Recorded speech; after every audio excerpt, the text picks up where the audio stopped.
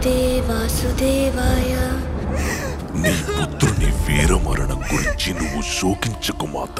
నమో భగవతే విష్ణువు నీ సామర్థ్యాన్ని ఇలా సవాలు చేస్తున్నాడు. నువ్వు నీ పుత్రుణ్ణి వధించాలనుకుంటే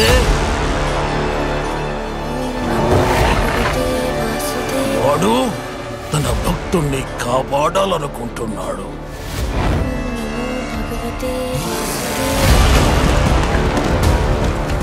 ఇది ఒక తండ్రికి పుత్రుడికి మధ్య గల అనుబంధానికి సంబంధించింది కాదు, ఆధిపత్యానికి సంబంధించింది. ప్రహ్లాదుడు కేవలం ఇద్దరు మహాయోధుల మధ్య చిక్కిన కీలు బొమ్మ మాత్రమే, ఇంకేమీ కాదు. గుణగణాలే వినిపించాలి. ఎప్పుడు హిరణ్యకశిపుడే భగవంతుడు. కీర్తించండి. ఈ విష్ణువు అంతటా వ్యాపించి ఉంటాడు.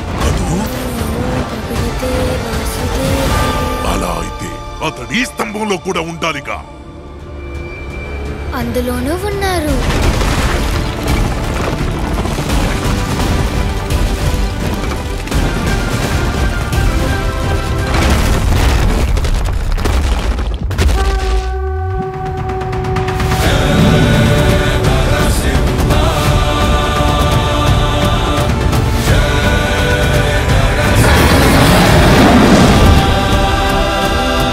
భగవతే వాసుదేవాయ.